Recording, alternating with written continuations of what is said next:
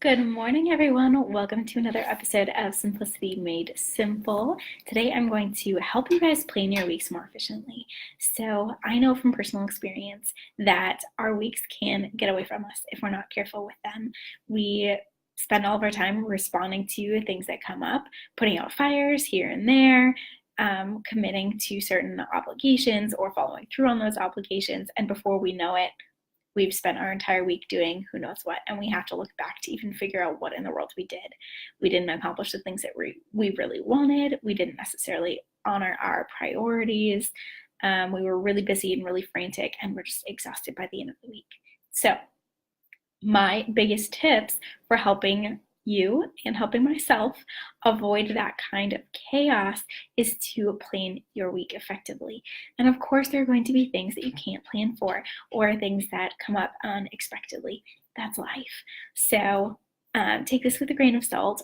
Plan in some buffer time for those unexpected things and try to be flexible with your planning too. That's something that I always have to remind myself to work on because I'm not naturally the most flexible person with my plans. But as far as the planning goes, it can be really helpful to find a planner that works for you. Now, I have a day designer that I am loving right now. It has room for my top 3 things for every day, and I highly recommend engaging in that practice, whether your planner has space for it or it's just something that you do on your own, so that each day you have a top 3 list of to-do items.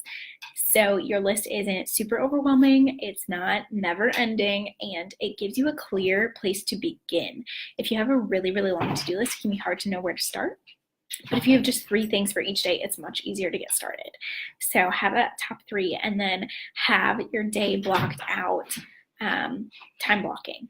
So have each task set for a specific time. And again, if your schedule is a little bit more predictable, maybe you are at home with young kids, or your schedule just fluctuates or depends on some outside factors, then just consider how you can build flexibility into that by having just a couple things every day and having blocks that you can move around as necessary. So maybe you have a workout that you planned to do in the morning, but it didn't happen because of reason XYZ. So you can move that later to when you had a buffer gap planned in your day.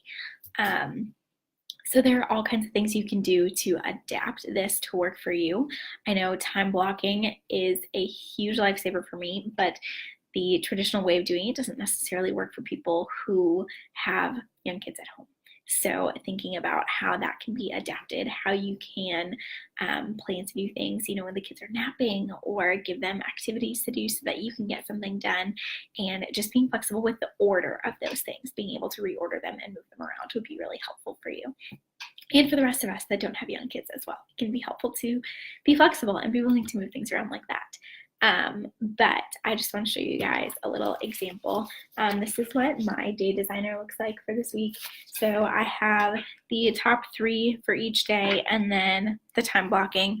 And because I've gotten so used to it, I don't always write everything out for every day. A lot of the days are the same. So I don't necessarily write things down for every single day, but it is really, really helpful to have those top 3 tasks written down and that time blocked daily agenda.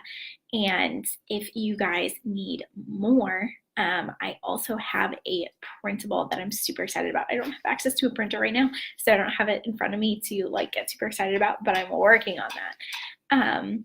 But I have a 5-minute daily planner, so it won't take a ton of time to plan it out, but it is for each day if you want to go farther than just your weekly planning and get your daily planning in.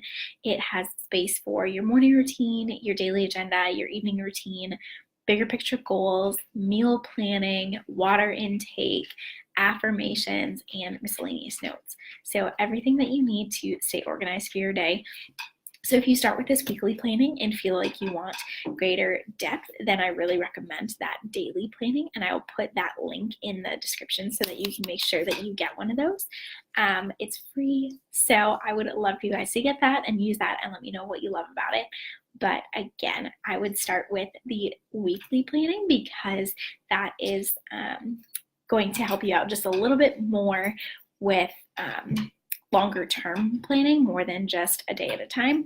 And it'll help you fit in the things that you need to do on a weekly basis, whether that's your grocery shopping or running errands or doing laundry or whatever that might be.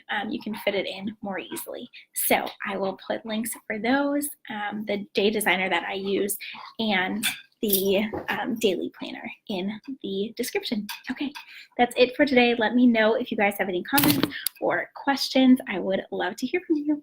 Okay, bye.